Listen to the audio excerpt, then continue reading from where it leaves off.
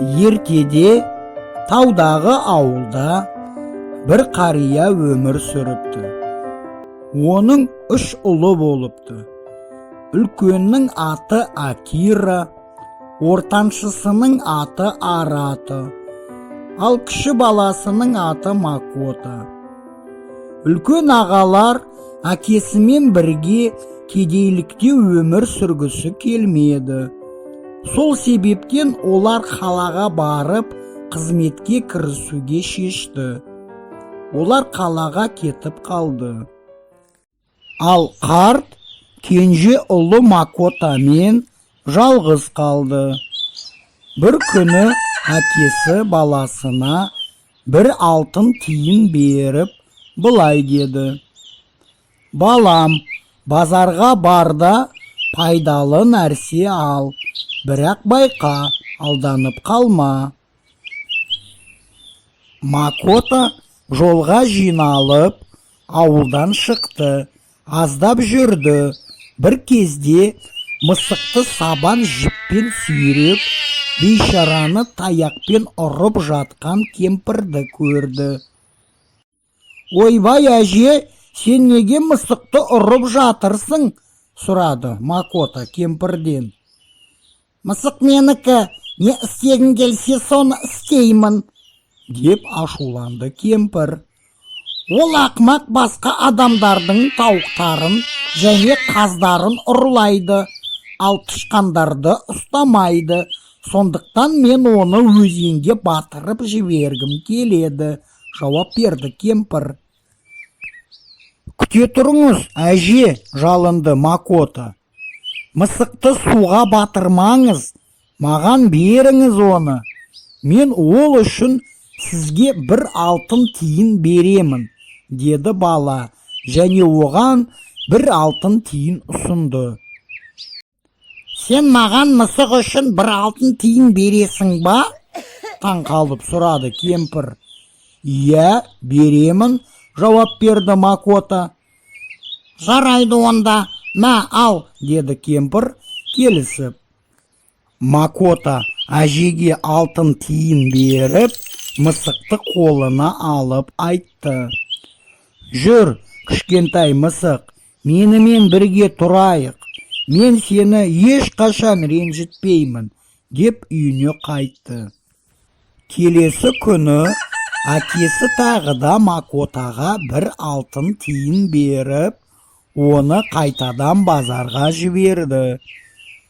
Макота базарға қарай жүре бергенде, өзіне қарай келе жатқан, сабан арқанымен ит сүйреп келе жатқан және оны таяқпен ұрып тұрған шалды көрді. «Ата, сен неге итті ұрып жатырсың?» шыдамай сұрады Макота. «Бұл иттің пайдасы жоқ, тек қана бір шығын балам», деп жауап берді қарт. «Ол үйді күзетпейді, көршілердің қой шошқаларын сүйреп үйге әкеледі. Мен оны өзенге батырып жіберемін», залана айтты шал. «Итті суға батырмаңыз, оны маған беріңіз, мен сізге ол үшін бір алтын тиын беремін», жалынып сұрады Макота. «Итке бір алтын төлейсің бе?» таңқалды қарт. Бірақ бірден «Ал, мә», келісті қария. Макота шалға алтын тиын беріп, одан итті алды және итке қарап айтты: «Менімен бірге тұрайық, кішкентай ит, енді сені ешкім ренжітпейді». Үшінші күні Макота әкесінен тағы да бір алтын тиын алып, базарға кетті. Бірақ кетер алдында әкесі оған былай деді: «Сен балам, ақшаңды босқа шашпа. Мысық пен итті өлімнен аман қалдырғаның ол өте жақсы әрекет. Бірақ мына алтын біздің соңғы алтынымыз. Басқа тиын жоқ», өкінішпен айтты әкесі. Макота базарға келгенде шамалы жүрді. Бүкіл базарды аралап шықты. Бірақ ештеңе таңдай алмай, ол солай ештеңесіз базардан шықты. Үй жаққа тартты. Орманда келе жатып, кенет орманның шетінде ойнап жүрген балаларды көрді. Тоқтады. Балаларға қараса, олардың қолдарында кішкентай маймыл арпалысып, дірілдеп, айғайлап тұр. Кішкентай маймылды неге қинап жатырсыңдар? Ей, балалар! Айқайлады Макота. Бұл ақмақ маймыл ештеңе істеуді білмейді.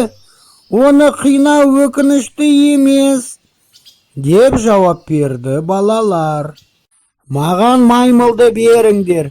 Мен сендерге ол үшін бір алтын тиын төлеймін, деді Макота оларға. Сіз шынымен төлейсіз бе? Сенбей сұрады балалар. Бірақ бәрібір келісті. Жарайды, ал, айтты олар. Алтын тиынды тез алып, қашып кетті. Макота маймылды сипап айтты. Кішкентай маймыл, сен орманда жалғыз жүрудің қаншалықты қауіпті екенін білмейсің. Мен сені ауылға апармаймын. Мен сені орманда қалдырып тастаймын. Тез қаш. Маймыл қуанып, Макотаға рахметін көрсетіп, ағашқа секіріп, қашып кетті. Сөйтіп жүргенде қараңғы басты. Макота орманды аралап жүріп, өзі терең ойда екен. Қалай ол қазір әкесінің көзіне көрінеді. Өйткені ол ешқандай пайдалы нәрсені базардан үйге апарып жатқан жоқ. Және ақырғы алтынды да бере салды балаларға маймыл үшін. Не істеуін білмеді. Ол үлкен ағаштың түбіне отырып, ойлана бастады. Әр қарай не істеу керек деп. Бір кезде ағаштың бұтағында отырған маймылды көрді. Сен неге қайтып келдің? Таңқалып сұрады Макота. Бұл жерде қауіпті, тез кет, деді ол уайымдап. Мен Макота, сен мені құтқарған үшін рахмет айтуға келдім. Сенің жақсылығыңды атама айттым. Енді ол сені көргісі келеді. Ал менің атам барлық маймылдардың патшасы. Әлемде қандай ғана кереметтер болмайды, таңқалды Макота. Міне, маймылдардың патшасы да бар екен, ішінен ойлады ол, және айтты. Жарайды, мені атаңа апар, деп келісті Макота. Макота мен маймыл жолға шықты. Олар ұзақ жүрді, шатқалға да кірді, таудың үстіне де көтерілді, қалың орманды да аралап шықты. Ақыры олар үлкен жартастарға келді.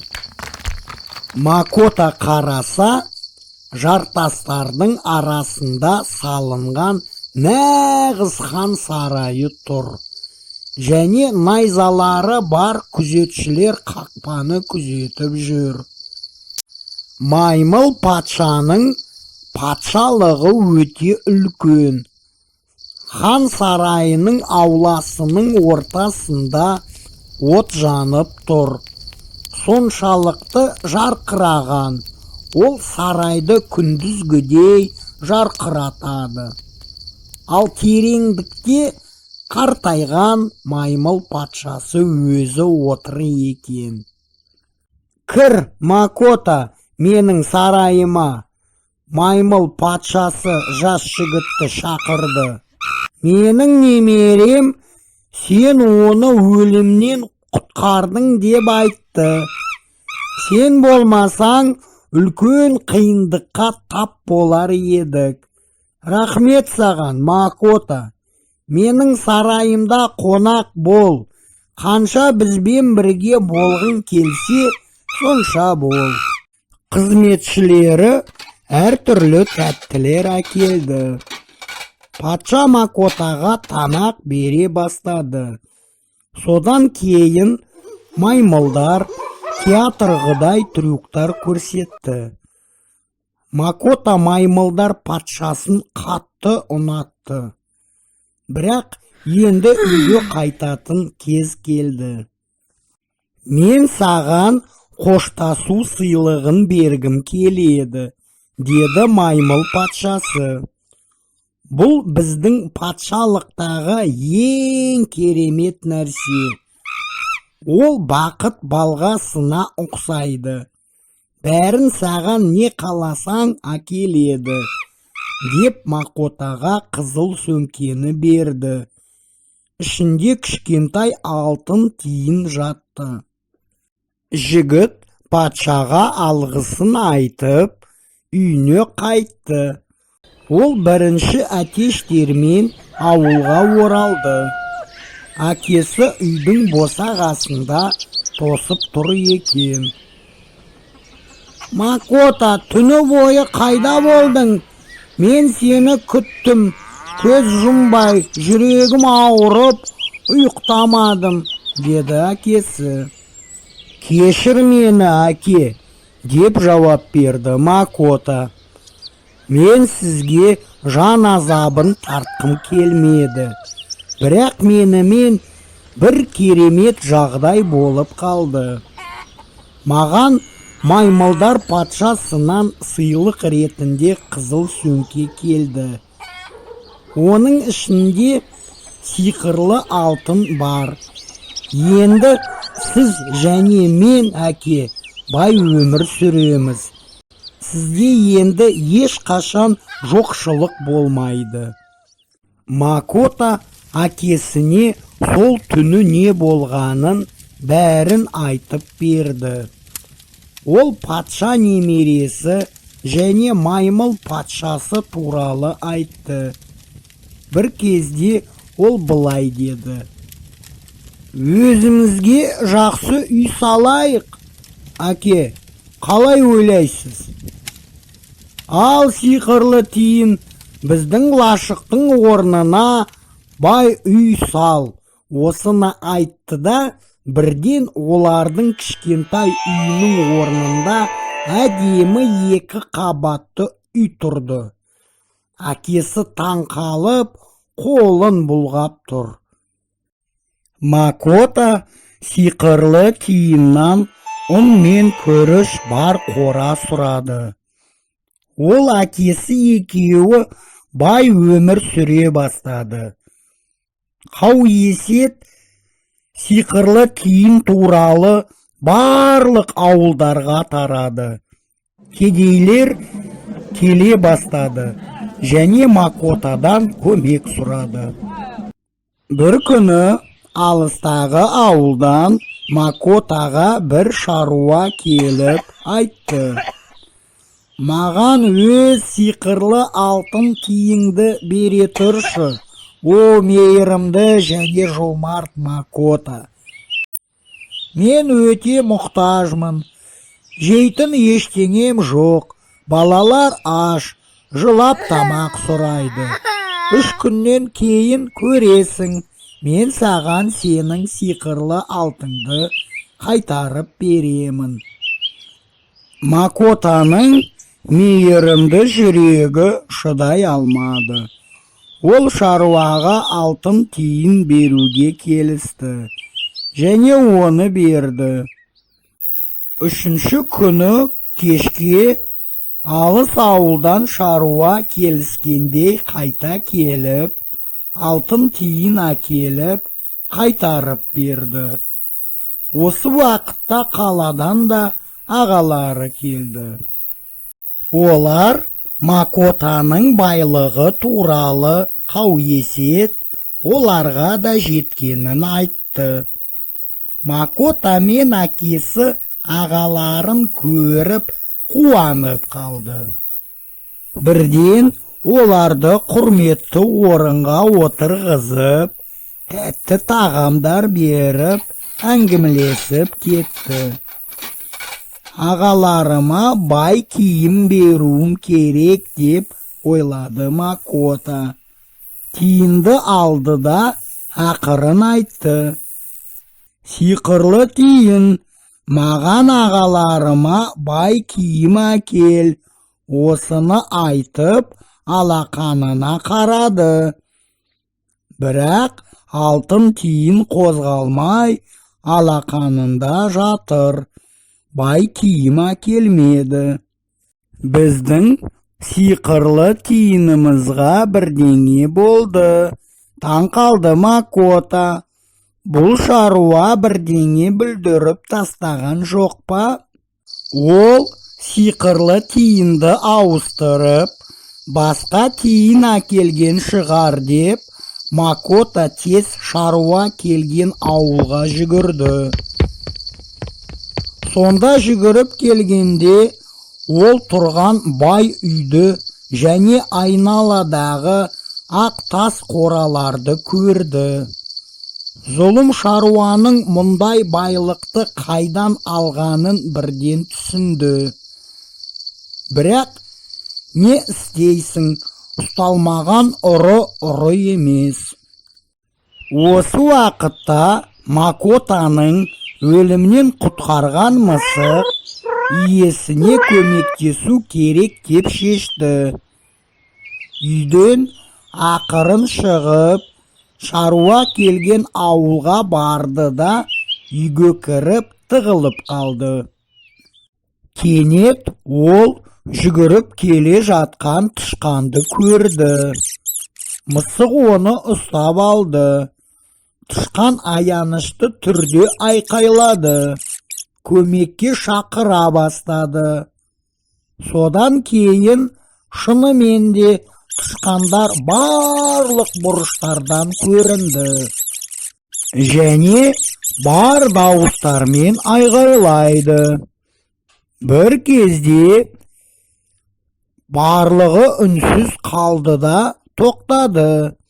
Бір кәрі тышқан алға шығып айтты. Құрметті мысық ханым, сіз бізді аяңызшы. Біз бүгін немеремнің ұзату тойын өткізіп жатырмыз. Ал біздің келін сіздің қолыңызға түсті. Жарайды, мен сенің немереңді жемеймін. Бірақ сендер маған бір нәрсе тауып әкелесіңдер. Сол зат алтын тиын, ол осы үйде.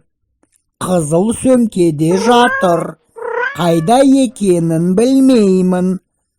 Соны тауып әкелсеңдер, мен сонда сендердің келіндеріңді жіберемін, деді мысық. Тышқандар үйді түгелдей аралап шықты. Ұзақ іздеді. Ақыры тауып алды да мысыққа әкелді. Қараңызшы мысық ханым, сіз осы нәрсені іздеп жүрсіз бе? Сұрады тышқан алтын тиынды беріп. Иә, ол сияқты. Сендер жақсы жұмыс істедіңдер.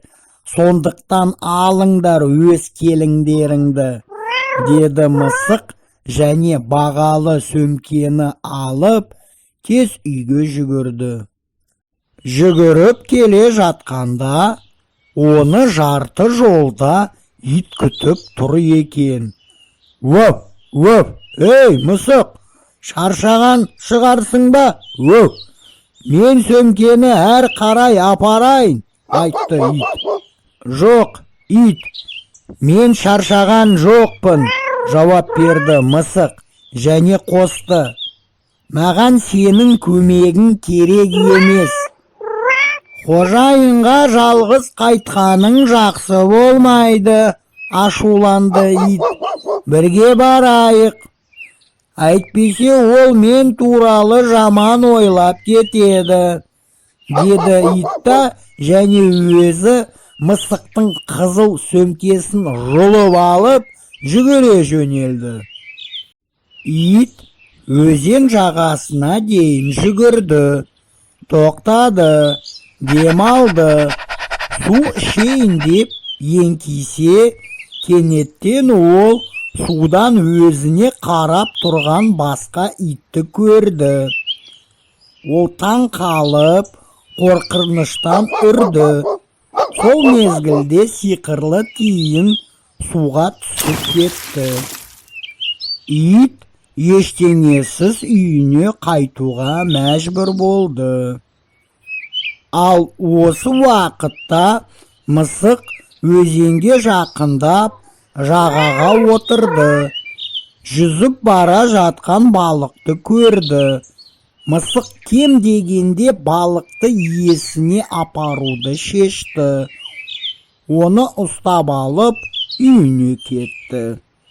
Макота үлкен пышақты алып балықтың ішін кесіп тастады.